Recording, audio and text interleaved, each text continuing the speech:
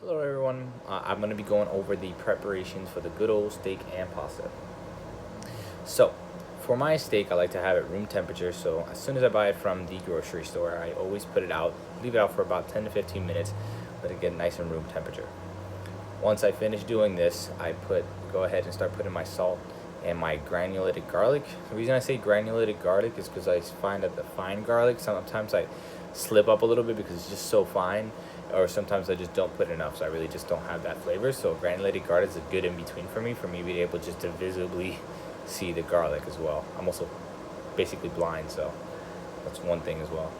Um, I put salt, pepper on each side, or I'm sorry, salt and garlic on each side. The pepper I leave off till the end. I just pepper it at the end. I just like that nice, fresh pepper flavor.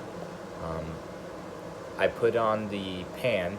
The pan for the first 2 minutes on each side are gonna be on medium high. That's the first 2 minutes on each side.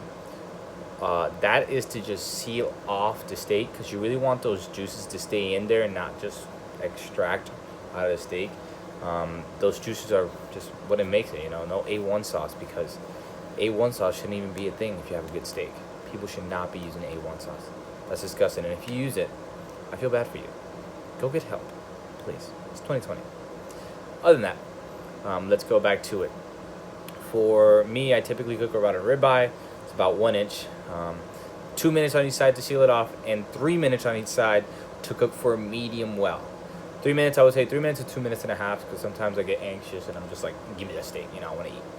Um, Once this is all happening, in the back, I have my water boiling. The water is already salted. The salinity of the water should be, I like to say, as salty as the ocean. So if you've ever been to the beach and you tasted that water before an accident, it's disgusting, but I know it happens to the best of us. That's how salty that water should be for the pasta. So as I'm cooking the steak, I am making my pasta. Cooking time for the steak takes about 10 minutes.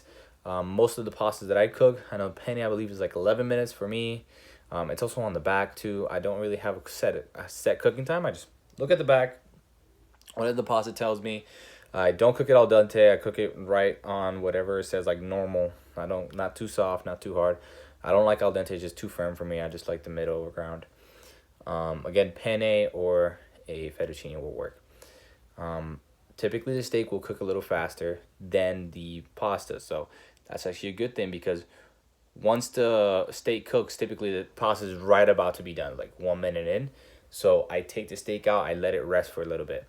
That for me, what it happens is just lets the juices settle in the steak, and when you have it, it's just a really flavorful bite and very juicy too. So the pan that you just used for the steak, you do not clean that pan. Again, do not clean that pan. That pan is full of flavor, people. That flavor is for the pasta. You want those people coming in tasting your pasta, your spouse, your family, or your mother-in-law who you're trying to impress for the first time, and you don't really need to, but you have to. I have to. Get her that good pasta with the nice steak flavor.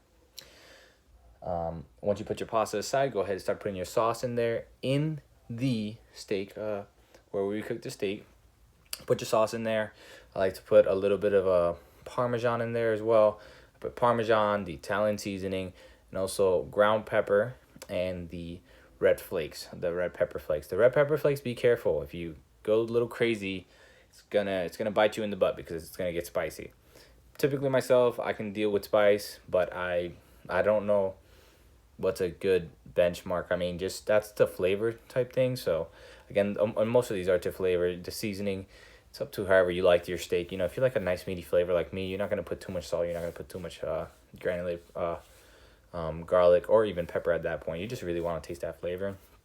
If you like a little bit more flavor on your steak, you can go ahead and do that. You can go ahead and put that, and that same things for the pasta. Um, Once it's all finished, I put my pasta in there because the sauce is already ready. Mix it up a few times, and it's time to serve. So put my steak out, put my pasta on the side, and bon apple tea. Just go ham. Again, this has been preparations for the good old steak and pasta. Thank you guys so much.